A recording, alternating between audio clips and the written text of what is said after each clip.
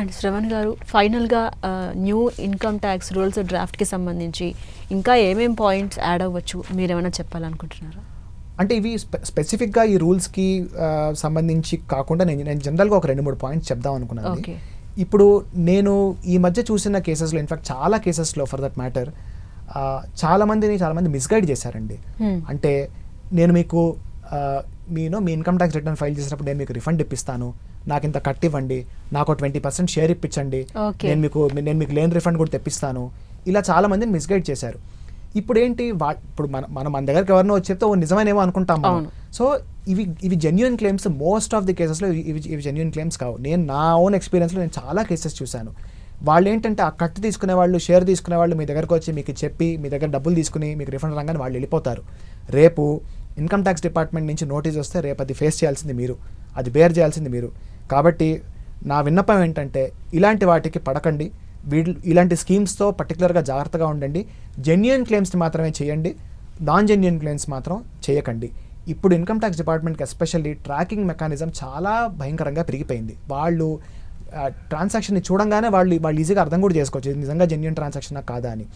అయితే ఇక్కడ నేను ఇచ్చే సలహా ఏంటంటే, జనరల్లీ ఎంప్లాయీస్ అందరూ కూడా ఏమన్నా క్లెయిమ్ చేయదలుచుకుంటే genuine claims, again I do not suggest ingenuine claims, genuine claims అన్నీ కూడా త్రూ దేర్ ఎంప్లాయర్ క్లెయిమ్ చేయండి.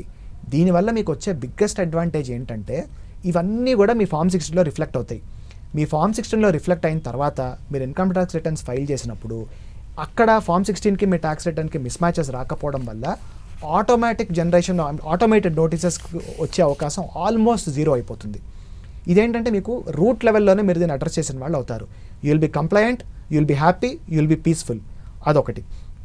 ఇంకొకటి, దీనికి సంబంధించి మీరు ఇన్కమ్ ట్యాక్స్ రిటర్న్ ఫైల్ చేసేటప్పుడు మీ యాన్యువల్ ఇన్ఫర్మేషన్ స్టేట్మెంట్, మీ ఏఐఎస్, టీఐఎస్, ఈ రెండింటిని చాలా కేర్ఫుల్గా ఎగ్జామిన్ చేసుకోండి.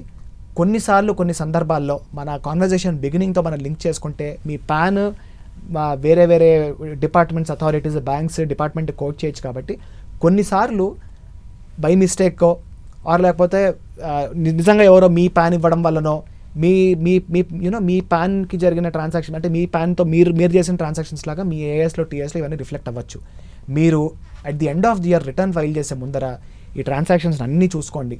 మీ ట్రాన్సాక్షన్ కాదు అని మీకు అనుమానం కలిగితే దానికి వెంటనే అక్కడ ఫ్లాగ్ చేసే ఒక ఆప్షన్ ఉంటుంది, ఫీడ్బ్యాక్ ప్రొవైడ్ చేయొచ్చు. ఇది నా ట్రాన్సాక్షన్ కాదని మీరు ఫీడ్బ్యాక్ ప్రొవైడ్ చేయండి. దీనివల్ల ఒకటేంటంటే ఫస్ట్ మీ ట్రాన్సాక్షన్ కానప్పుడు మీరు ముందు దాన్ని ఐడెంటిఫై చేసుకున్నట్టు అవుతుంది. అట్ ది సేమ్ టైం దీన్ని డిపార్ట్మెంట్ నోటీస్కి తీసుకెళ్ళినట్టు కూడా అవుతుంది. ఈ ఏఎస్ ఎగ్జామినేషన్ వల్ల మీకు ఇంకొక అడ్వాంటేజ్ ఏంటంటే, సపోజ్ మీరు ఏమన్నా మీ శాలరీ కాకుండా ఇంకేమన్నా ఇంట్రెస్ట్ ఇన్కమో, ఏమన్నా డివిడెండ్ ఇన్కమో, మీకు తెలియని ఇంకేమన్నా చిన్న చిన్న ఇన్కమ్స్ ఏమైనా వచ్చినాయనుకోండి, మీరు మిస్ అయ్యారనుకోండి మీ రిటర్న్లో తీసుకోవడము, అది మీకు ఏఎస్లో చూడడం వల్ల మీకు ఇది ఒకటి ఉందే అని మీకు ఒక అదొక నడ్జ్ లాగా యాక్ట్ చేస్తుంది. దాన్ని ఇమ్మీడియట్గా మీరు మీ రిటర్న్లో తీసుకుని దానికి సంబంధించిన ట్యాక్సెస్ చేస్తే ఇది కూడా మీకు ఒక నోటీస్ని అవాయిడ్ చేసే ఆప్షన్ మీకు ఒకటి దొరుకుతుంది. లాస్ట్గా ఇంకొక పాయింట్ దీనికి సంబంధించి ఏంటంటే క్రిప్టో ట్రాన్సాక్షన్స్. ఈ మధ్య చాలామంది క్రిప్టో ట్రేడ్స్ చేస్తున్నారు. While I strongly discourage crypto transactions. ఒకవేళ మీరు నిజంగా చేయదలుచుకుంటే ఇక్కడ ఏంటంటే మీరు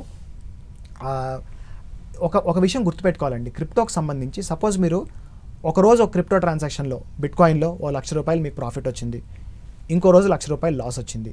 మీరు నెట్ గెయిన్ ఎంతండి? 0 కదా. మీకు లాస్ లేదు, గెయిన్ లేదు ఇక్కడ. అయితే ఈ క్రిప్టోకి సంబంధించిన లా ప్రకారము, రూల్స్ ప్రకారము మీ లాసెస్ని పరిగణనలోకి తీసుకోరు, కేవలం మీ లాభాల్ని మాత్రమే తీసుకుంటారు. అంటే మీకు ₹1,00,000 లాస్ వచ్చింది, మీరు ₹1,00,000 గెయిన్తో ఆఫ్సెట్ చేసి 0 చేసినట్టు అవ్వదన్నమాట. వాళ్ళు ఓన్లీ డిపార్ట్మెంట్ వాళ్ళు ₹1,00,000 గెయినే తీసుకుంటారు. ఆ ₹1,00,000 గెయిన్ మీద మీరు ట్యాక్స్ కట్టమంటారు. అంటే మీరు నెట్ చాలా కేసుల్లో నేనేం చూశానంటే వాళ్ళు నష్టపోయిన తర్వాత కూడా ట్యాక్స్ కట్టాలని చెప్పి నోటీసులు వచ్చినాయి వాళ్ళకి. పొలాలు అమ్ముకున్న వాళ్ళు కూడా ఉన్నారు, ఇళ్ళు అమ్ముకున్న వాళ్ళు ఉన్నారు ఇట్లా నోటీస్ రావడం వల్ల. కాబట్టి వీడి జోలికి జనరల్గా పోకండి. ఇంకొక పాయింట్ ఏంటంటే దీనికి సంబంధించి ఇంతవరకు రిపోర్టింగ్ ఎట్లా అయ్యేదంటే ఇన్కమ్ ట్యాక్స్ డిపార్ట్మెంట్కి టీడీఎస్ అయ్యేదన్నమాట. 1% టీడీఎస్ ప్లాట్ఫామ్స్ చేసేవి. ఇప్పుడు గోయింగ్ ఫార్వర్డ్ ఆ టీడీఎస్తో పాటు అడిషనల్గా transaction level reporting income tax డిపార్ట్మెంట్కి వెళ్తుందన్నమాట. ఎందుకని? ఇంతవరకు బల్క్లో వెళ్ళినప్పుడు ఇందాక నేను చెప్పినప్పుడు మీ ట్రాన్సాక్షన్ మీద లాభం వచ్చిందా, నష్టం వచ్చిందా ఇన్కమ్ ట్యాక్స్ డిపార్ట్మెంట్ తెలియకపోయేదన్నమాట. అంటే అవకాశం ఉండేది కాదు. ఇప్పుడు ఆ లెవెల్ ఆఫ్ డేటా కూడా మీ crypto trading platform income tax department provide చేస్తుంది, ప్రతి ట్రాన్సాక్షన్ లెవెల్ ప్రొవైడ్ చేస్తుంది. వాళ్ళు చక్కగా మీ ప్రాఫిట్లన్నీ పక్కన పెట్టేసి లాస్ని దానికి ఆఫ్సెట్ చేయకుండా ప్రాఫిట్ల మీద ట్యాక్స్ వేసేసి కట్టేయమంటారు. This a very big problem, so be very careful with this.